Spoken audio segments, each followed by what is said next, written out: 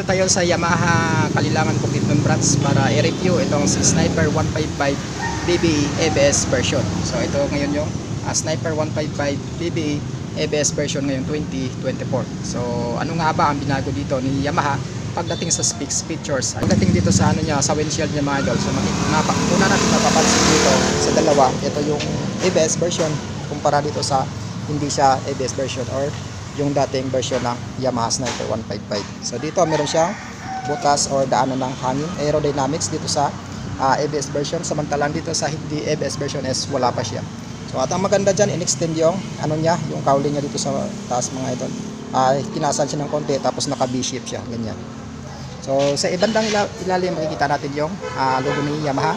Tapos meron siyang tatlong ano dito, butas o daan ng hangin for aerodynamics. Tapos dito sa kabila naman is wala siya. So isa lang meron siya.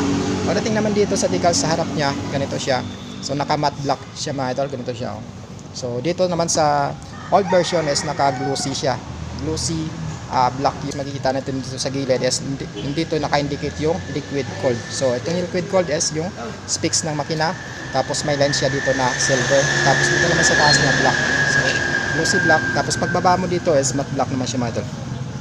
So pagdating sa suspension nito, same pa rin, naka telescopic fork suspension. Pagdating sa fender niya naka glossy. So same din sa kabila dito sa old version niya, sa hindi ABS naka glossy din siya. Tapos sa braking system niya naman siyempre naka ABS to, tapos naka disc brake siya mga idol, tapos naka gold siya ng caliper. So Nissin ang brand nito. Pagdating sa tire niya is meron siyang sukat ng 90 by 80 by 17. So standard, madali lang hanapin pagdating sa aftermarket. Siyempre ito ay tubeless, basta-basta mapapako or basta-basta lang mapaplat. So dito sa gilid niya mga idol, meron siyang nakalagay dito na ayan, ENS or Assist Accelerator Clutch. So ito ay nagpapasmooth pagdating sa downshift mga idol. Ito naman sa bandang gilid niya, ganito siya. Ang decals niya dito yung fuel injection, tapos Sniper na kulay silver, tapos meron siyang glossy black. So dito may butas-butas, so daanan ito ng hangin, so good for aerodynamics. So ito naman yung shifting niya mga idol. So meron siyang 6-speed manual gearbox. So ito naman naka glossy black hanggang dito sa dulo. Tapos makikita natin yung BBE or variable valve actuation. So ayan yung ano niya, isa sa mga specs niya sa features ng motor na to. So pagdating sa upuan niya, ganito mga idol, meron siyang dalawang division. So ito sa angkas mo, ito naman sa driver, tapos ang ito yung stages na maganda yung pagkatahi ng itong sa ABS version na to. Same din dun sa old version or sa hindi siya, ayan yung hindi ABS mga idol. So same din sila ng upuan, walang pinagbago. Yung pinagbago lang dito is pagdating sa dito lang talaga mga idol sa ano niya, sa head. So meron siyang equipped rin siya ng USB charging port, yan mga idol. Tapos ito yung susian niya or ignition key niya. So hindi siya disusi mga idol. So keyless version na siya. Dito bandang likuran niya, ito makikita natin yung 155R. Tapos dito ay naka matte black bandang taas niya.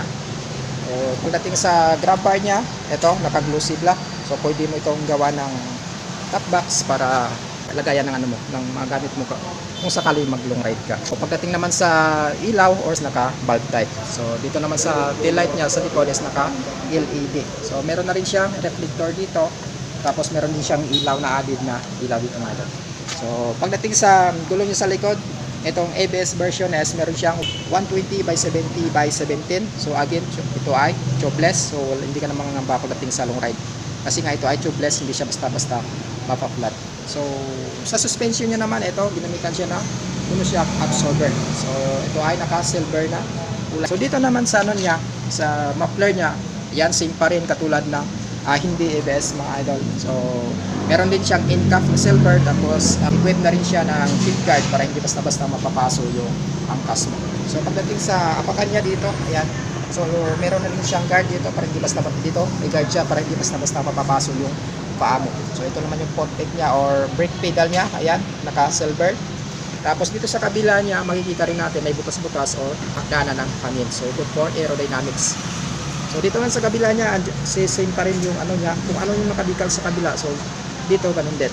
Pagdating naman sa ano niya, sa switches niya, dito bandang kaliwa, ayan, meron siyang low beam, high beam. So turn signal lights, meron siyang busina. Tapos sa kabila, meron siyang engine on and off. Tapos meron siyang headlight on and off. Ito headlight on off, tapos electric start. So again, ang motor na to is wala siyang kick start mga idol. So pagdating naman sa meter panel niya, ayan, naka fully digital na siya mga idol. So makikita natin lahat ng indicators sa motor na to na kung gusto natin makikita. Pilihin na lang natin yung battery health ng motor na to para hindi siya basta-basta malulubat, para hindi ka magtutulak na. So ito naman yung price ni Sniper 155 BBA ABS version ngayong 2024 mga idol. So Sniper 155R DSPI.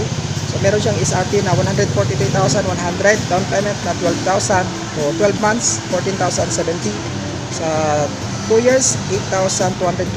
Sa 3 years 6,315 mga idol. So kasama dyan yung rebates, 200 monthly rebates niya. Tapos LTO registration package, insurance, saka helmet, saka jersey. Sa mga naghahanap na pala ng Sniper 155 ABS version is available yan dito sa Kalilangan, Bukidnon mga idol. Pwede kayong pumunta dito araw-araw. So except lang sa linggo kasi sarado sila dito. Open sila dito alas 8 ng umaga hanggang 4:30 ng hapon. So yung standard version pala ang mga idol, yung pinakabago na standard version ng Yamaha Sniper 155 is hindi natin naabutan. So nakita ko dito kahapon pero nailabas ka agad. Nailabas kasi kaagad mga idol. So hanggang dito na yung video natin. Huwag kalimutang mag-like at syempre mag-subscribe sa YouTube channel. Share mo na rin. This is Bukidnon Vlog TV. Ride safe at ingat palagi.